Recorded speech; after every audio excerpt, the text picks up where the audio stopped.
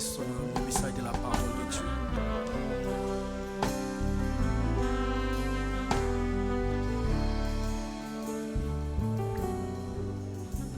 La paix au Dieu avec tout matin.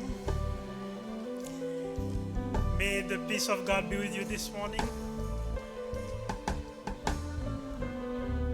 We are going to read in Jeremiah chapter 35, verses 1 through 11, and then verses 18 and 19. Jeremiah chapter 35, verses 1 through 11, and then verses 18 and 19. This is the word that came to Jeremiah from the Lord during the reign of Jehoiakim, son of Josiah, king of Judah. Go to the Rechabites family and invite them to come to one of the side rooms of the house of the Lord and give them wine to drink. So I went to get Jahaziah, son of Jeremiah, son of Habaziniah, and his brothers and his sons, the whole family of the Rechabites. I brought them into the house of the Lord, into the room of the sons of Haran, sons of Eglise, the men of God. It was next to the room of the officials, which was over that of Maaseiah, son of Shallum, the doorkeeper.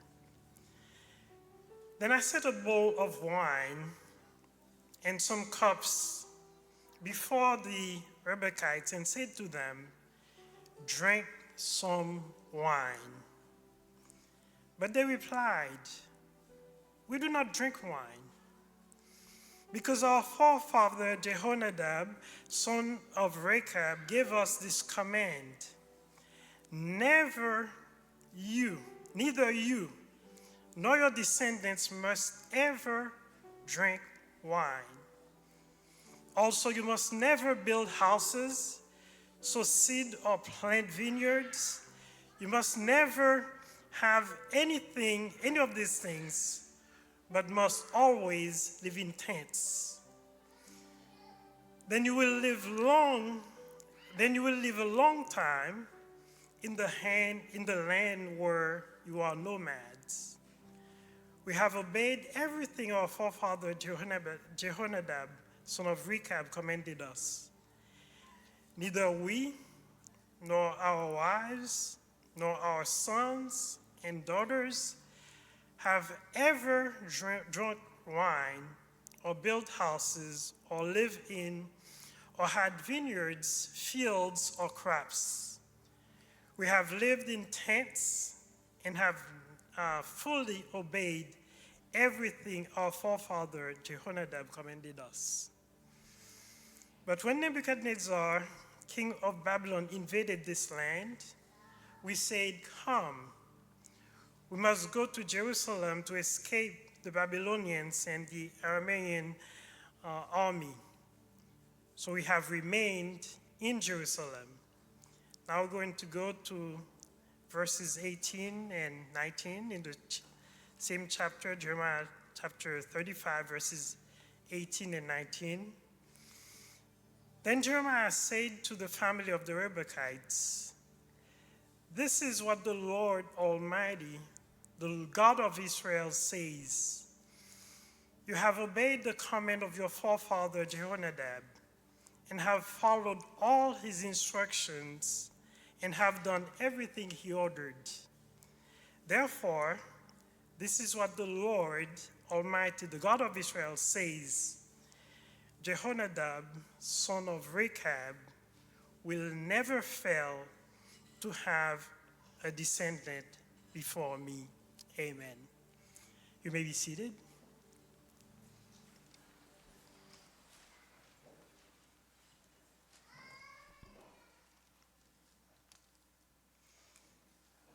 Jehonadab, the family counselor.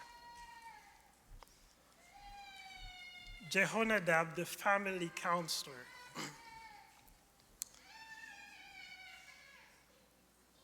Most of you are very familiar with the word counselor because as you went through high school, college, and so on, you may have had a guidance counselor, someone who would look at your skills, look at your goals, and would try to direct you into the courses that you needed to take, into how you could improve your skills so you could be successful in your studies, so you could become the person that you want to become in terms of your academic prowess. That's what a counselor does. If we were to look at some of the most prominent families in America, you would see that at some point, each one of those families had one person who stood up and made some very good decision about that family. And we would call this person, for the purpose of this message, we'll call this person the family counselor. If we were to look at some of those families, the Kennedy family, a very prominent family in America, or in the world, we could say. But if we were to look at their history, they weren't always prominent. They were not always rich. They were not always well known. But today, if you meet somebody and the person says, I'm a Kennedy, automatically you would associate that person as someone who may be famous, but certainly someone who's respected, because the family is respected. It wasn't always like that, but at some point, there was a father. His name was Joseph P. Kennedy. According to history, he didn't make his fortune well. He sold alcohol at the time of Prohibition, when in this country it was forbidden to have alcohol. And that's how he made his money. But after he made the money, he decided to make some steps so that his family would not be doing something that is illegal. He placed his sons in positions where they would be influential. He himself became an ambassador. His son, you all are familiar with John Kennedy, who became the 35th president of the United States. His other son became a senator, Edward Kennedy. And then you have Robert Kennedy, who was the Attorney General of the United States and was a candidate to become President of the United States as well, but unfortunately, he was killed. That's one. We look at some other families. Everybody here is familiar with Walmart. The family was not always rich, but at some point, there was somebody named Sam Walton. That was the Walton family. And he created this empire. But it's not about how much money the person earned, how much money the person made, but it's about the course that this person put his family so that in the future, the family would be successful. If you are to look at other families where people became famous and they squandered the wealth that they had, we can look at the Bible and see the same thing. We take somebody like Gideon, for example. Gideon became very famous.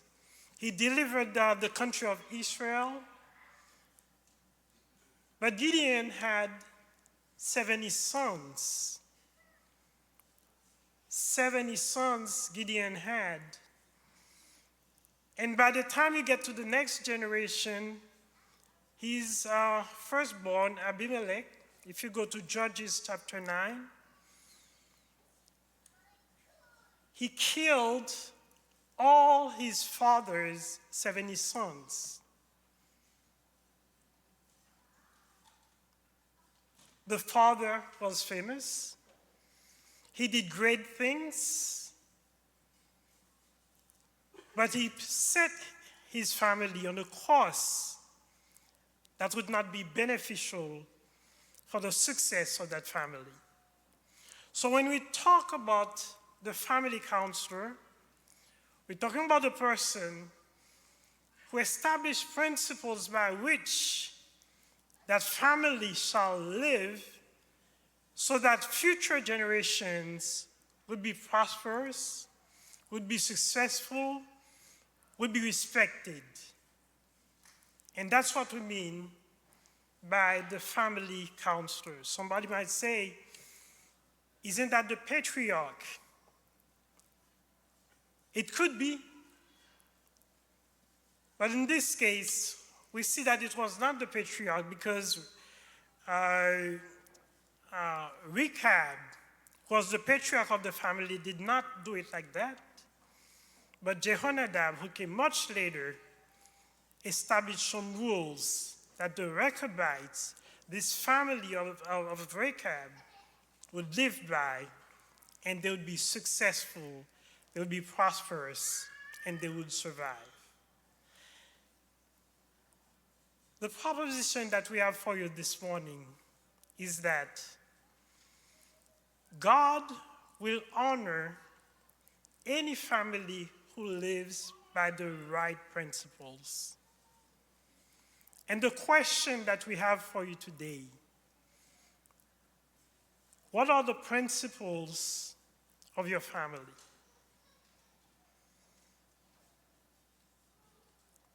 What are the principles that your family lives by? What are the principles that you live by? The other question that I would like you to consider is, does your family have a counselor? Someone who speaks for the family. Someone who established the rules, the principles by which this family would live by so that the family would be successful. We're going to look at this family that we're talking about, the Rechabites, where they came from, who they are, and we're also going to look at this man, Jehonadab, who was the counselor of that family. If you are to look at Exodus chapter 18, we would see how Jethro, the father-in-law of Moses, came to visit him while Moses was on his way from Egypt going to the Promised Land. If you are to go further in Numbers chapter 10, Moses offered Jethro to come with them to the Promised Land. But Jethro said he will go back to his people, his family, because he's too old. But there were some people who were with Jethro, and he said, they can go with you. And those were the Rechabites, the family of Rechab. They were not Israelites, but they went with the Israelites, and they became part of the promise that was given to the Israelites, but they never assimilated with everything else that was going in Israel. When I say they never assimilated, they certainly followed the laws of God. But there were some things that Israelites were doing that this family decided we are not going to be part of those. we're going to see how eventually one man, that's Jehonadab, how one action that he took that showed that he was following God. But by the same token, there must have been certain things that he saw in Israel that he decided that my family would not follow. If we were to go to 2 Kings chapter 10, I'm going to read with you verses 14 to 16. 2 Kings chapter 10, verses 14 to 16. This was the time when there was Ahab and Jezebel. I'm sure once I mention those names, you know exactly where I'm going, how bad those people were, how they took Israel into apostasy, into heresy. You've heard those terms during the week, but that's what was happening in Israel around the time of Ahab, that they departed from the law of God. The whole nation departed from the law of God under Ahab, and God made a decision that he would exterminate the family of Ahab and Jezebel. And God designated Jehu to take care of the family of Ahab. In 2 Kings chapter 10, verses 14 and through 16, we read, "Take them alive," he ordered. So they took them alive and slaughtered them by the well of Beth Eked. 42 of them, he left no survivor. That's what Jehu did to some of the people from the family of Ahab. After he left there, he came upon Jehonadab, son of Rechab, who was on his way to meet him. Jehu greeted him and said, "Are you in accord with me as I am with you?" "I am," Jehonadab answered. "If so," said Jehu, "give me your hand." So he did, and Jehu helped them up into the chariot. Jehu said, "Come with me and see my zeal for the Lord." Then he had him ride along in his chariot. This is where we see Jehonadab. He came and he met with Jehu, and they went to do God's work.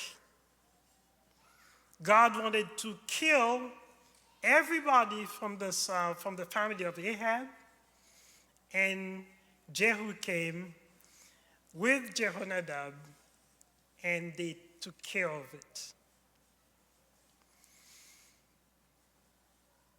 In the passage that we read, we see the family referring to this man, Jehonadab. And they said, "We do not drink wine. We do not build houses. We do not raise crops. Because our forefather, Jehonadab, told us not to do these.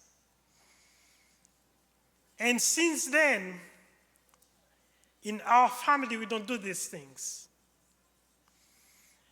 I would like you to understand the chronology, the time, between the time of Jehu in 2 Kings to the time when Jeremiah is speaking to those people.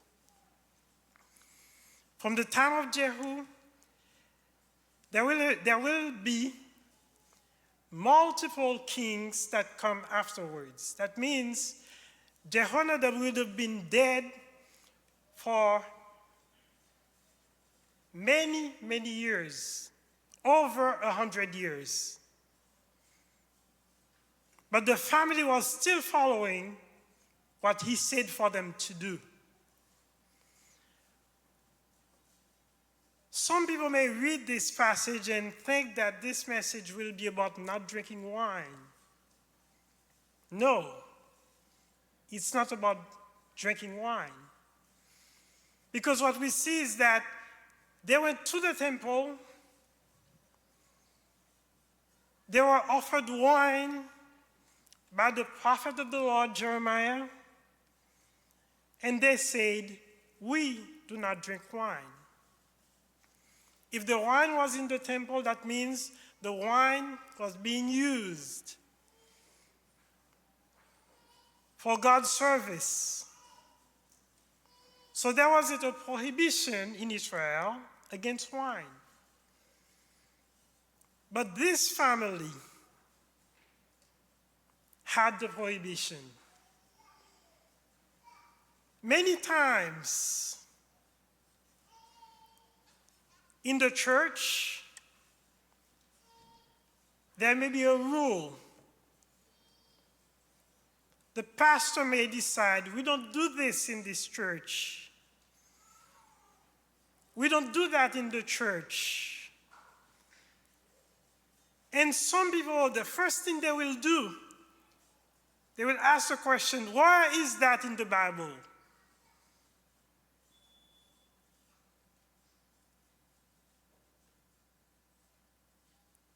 But that family never asked that question.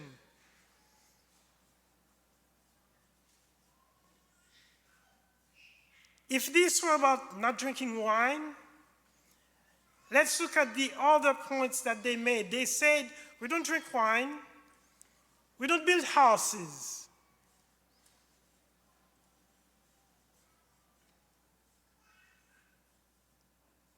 It doesn't make sense that those people would not build houses.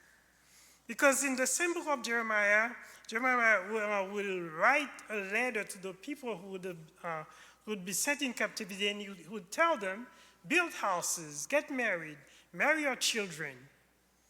So there's nothing wrong with building houses. But Jehonadab said, we, in our family, will not build houses in this place.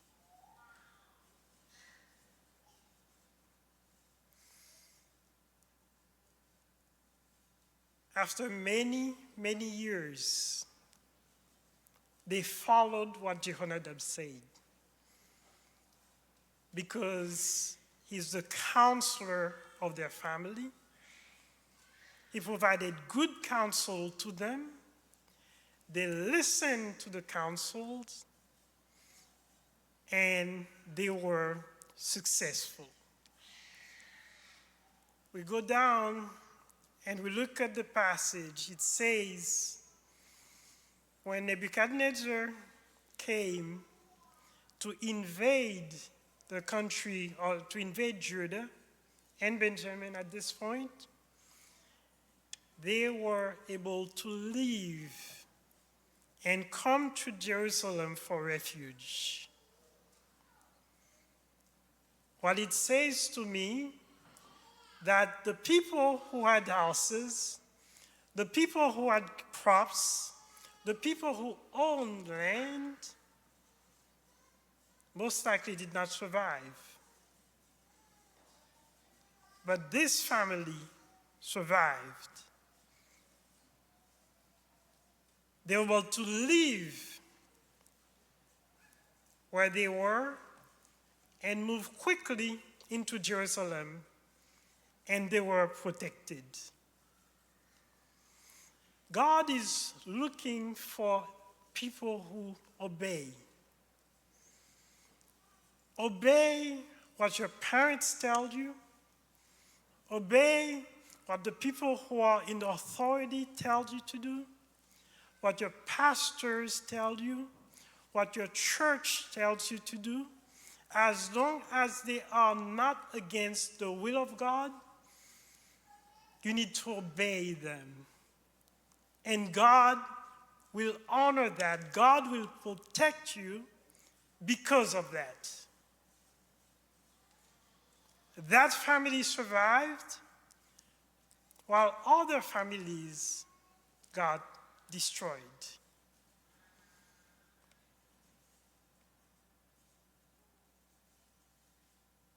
It wasn't because there was a prohibition against alcohol, against building houses, against growing crops. But there was somebody in that family that told them, we, in our family, we don't do that. I will ask the question again. What are the principles of your family? Does your family have any principle at all?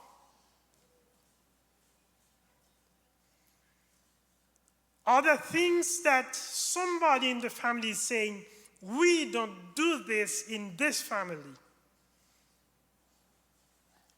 And the other question is, what is your position towards those principles? And we can say the same thing about the church.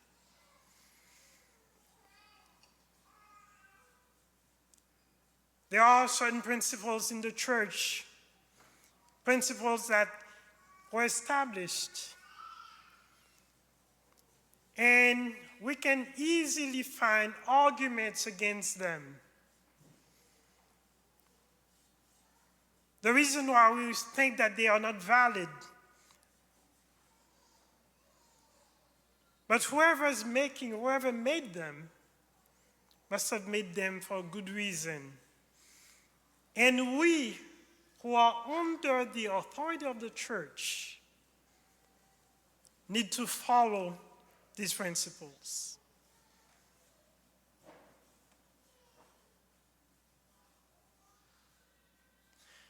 When you look at your family, are you pleased with the direction that it's going towards? When you look at your larger family, are you satisfied with the way everybody's behaving?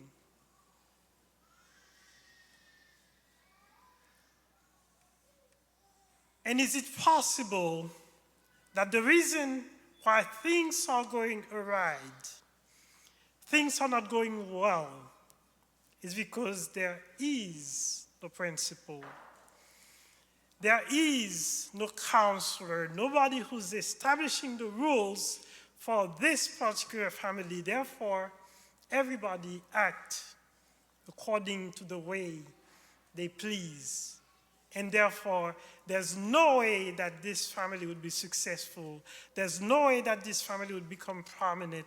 There's no way that this family would become the family that God is expecting. When you look at your family, what do you feel is going on? When principles are established, it makes it a lot easier for the kids who are going in the family to say no. They don't have to explain it. All they need to say is that in my family, we don't do this. We don't do that. I remember my family, my immediate family, had just moved to a new neighborhood. And we're getting close to Halloween. And it must have been a night that we were just coming home. Somehow I was inside the house, and a neighbor came to the kids with her daughter and told them, why don't you guys come in to our house for Halloween? And the kids were really young, 6, 5 years old. They just said to the neighbor, "We don't celebrate Halloween. In this family, we don't celebrate Halloween." And that was the end of it. For whatever reason, that neighbor never approached us again. We say hi at a distance. Never, never, ever. Because there was a principle in this family that we do not celebrate Halloween, it was easy for those kids, 7, 8 years old, to just make the statement, "We don't do this."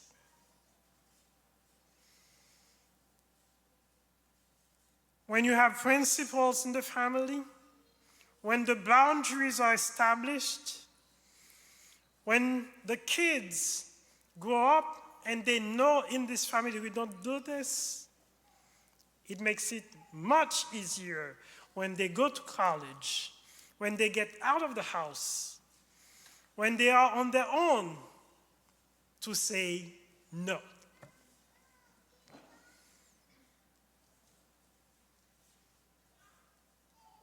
To say no.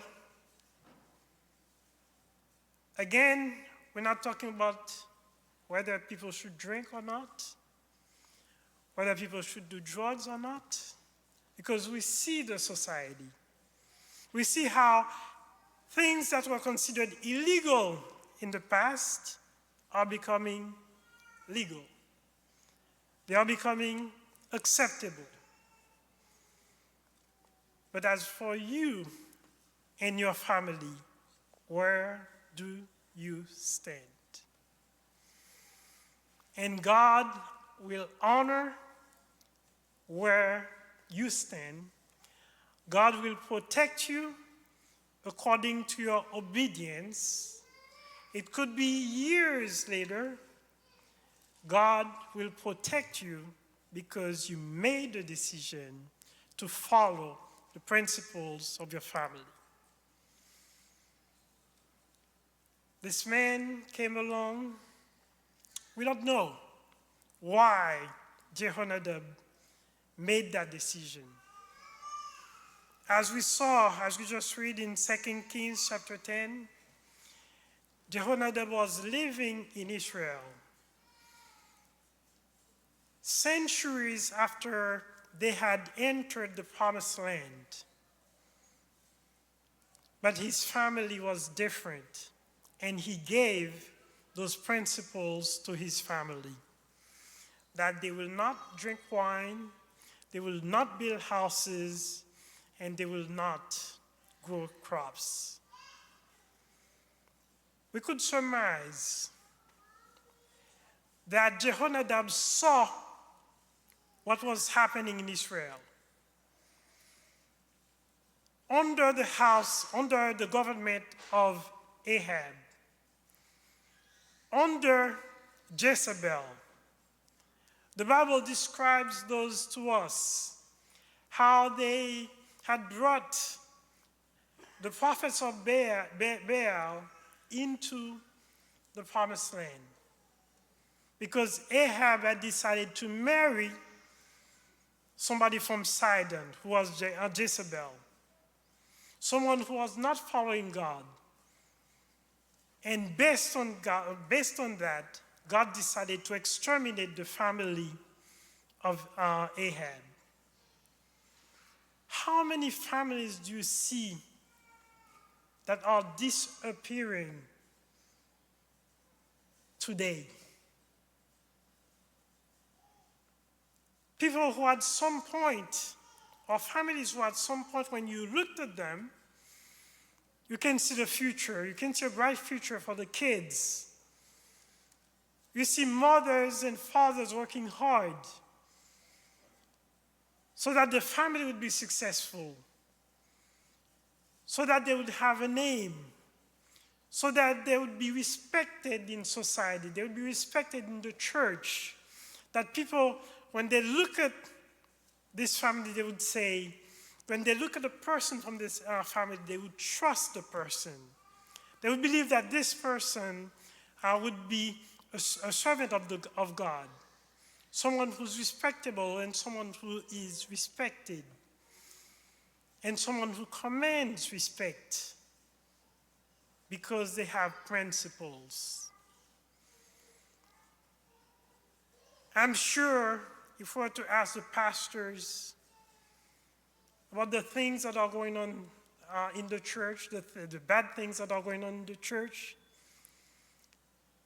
they'd be able to point to families and to people. And if you were to research further, you will see that when things are not going well, it's because either there are no principles or people are not following the principles. Principles go beyond just an act. They are greater than just an action. Principles are the guiding ideas that determine our success. If they are good, we'll be successful. If they are bad,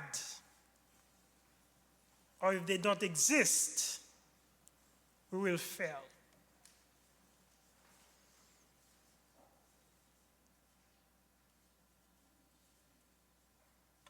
When I was a kid in Haiti, our family had moved into this neighborhood. Our family had moved into a different city. They had moved into the capital when I was about 4 years old. Our next door neighbor was a man who was fairly prominent, fairly well-to-do. He owned a couple of businesses, and he had an excellent job, a very well-paying job. And he was raising a family. The kids were growing, and everything was going well as far as we could see in that family.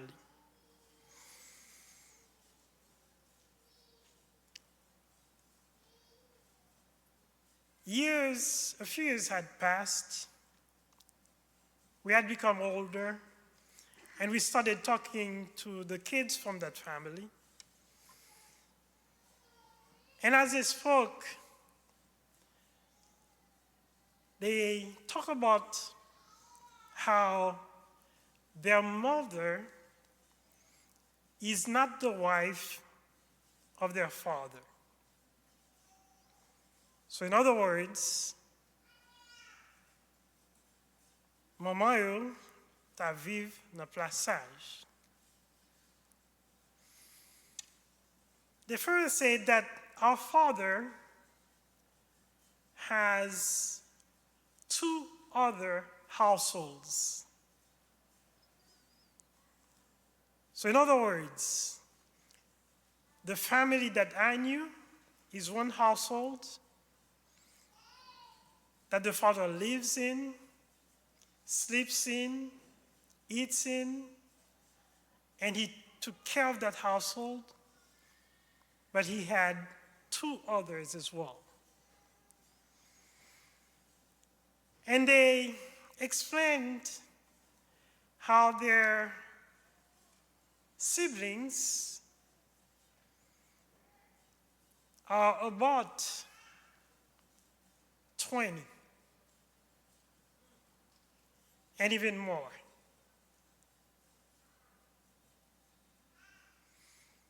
So this man who was responsible for the family He certainly fed them, paid for their school, assured that as far as material possession they had a nice house, and they lived well.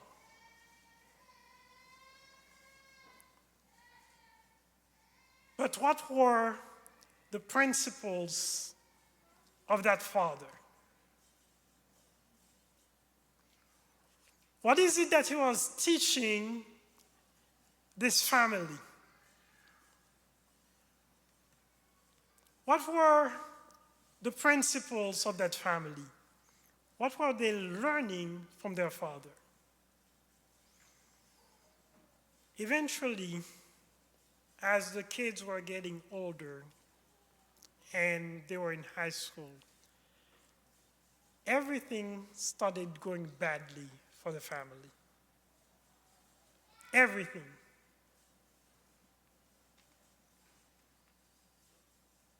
Daughters started getting pregnant out of wedlock. Sons leaving the household, young kids, and became what we call in Haiti a vagabond, somebody who just wanders around, never stays in the house, sleep outside. Everything started to deteriorate in that family. And as far as I can tell today, I don't know anybody in that family who became successful. And of the ones that I've learned of, they passed away.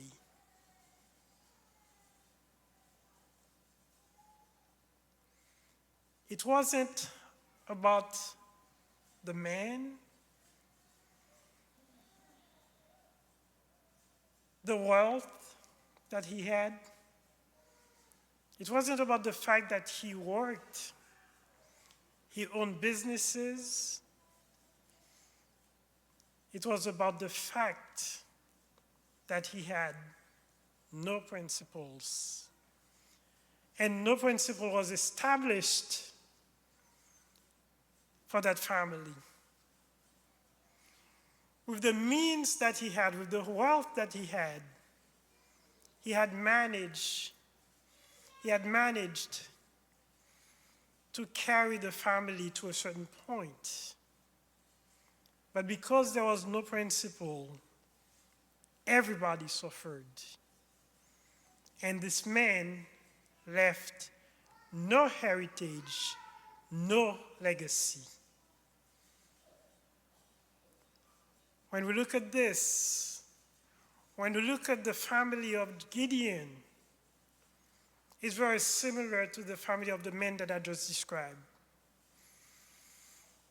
Gideon was great in Israel. He did great work for God. But what he left behind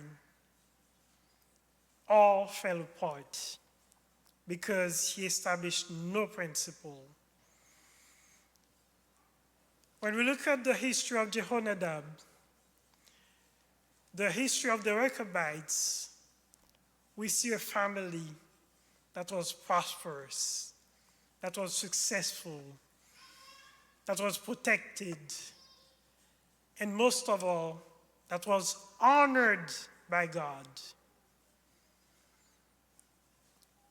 because of the obedience of the Rechabites. This clan, this family that came and joined the Israelites when they were coming to the Promised Land. Many centuries later, God had protected them. When Nebuchadnezzar came and he was about to take Judah into captivity, God saved the Rechabites. He protected them because there was somebody in that family at some point who said, we in our family, We do not drink wine. We do not build houses. We do not grow crops. And this is what everybody in this family is expected to do. Some of you may at some point decide, I'm going to leave my family. It's too hard. I'm going to leave this church. The principles are too hard. They are beyond what we see in the Bible.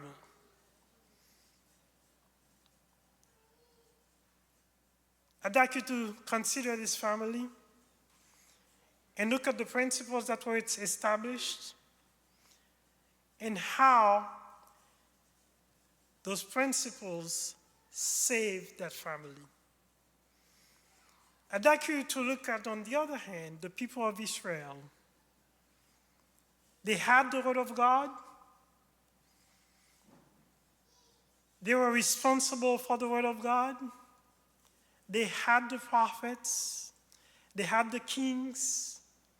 But they all went into captivity because they were disobedient. What is your position today?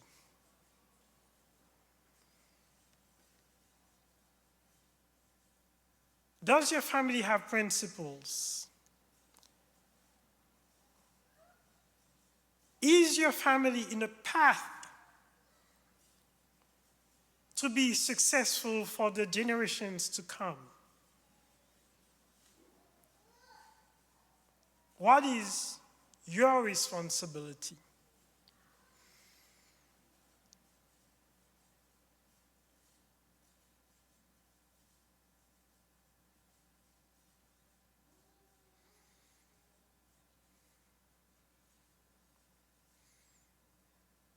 What is my responsibility?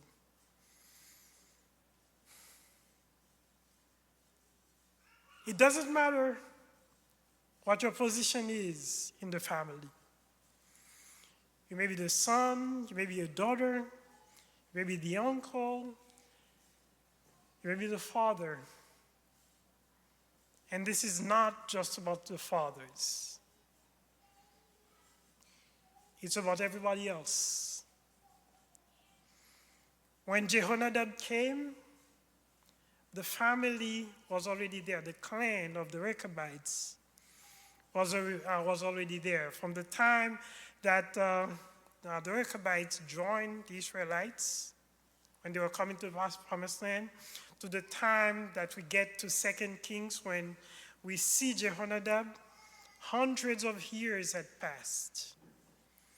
But this man came along, and we're assuming, based on what he saw that was going on in Israel, he established some principles. And based on those principles, not only were they saved from harm, not only were they protected, but God made a promise that there will always be someone from the house of Jehonadab who would serve before him. As you go home today, you have homework. When you get home, I'd like you to take some time and reflect, observe what's going on in your family, and make some decisions. Because the decisions that you take, the decisions that you make, the actions that you take will determine where your family will be in the future and where they will stand before God. May God bless you.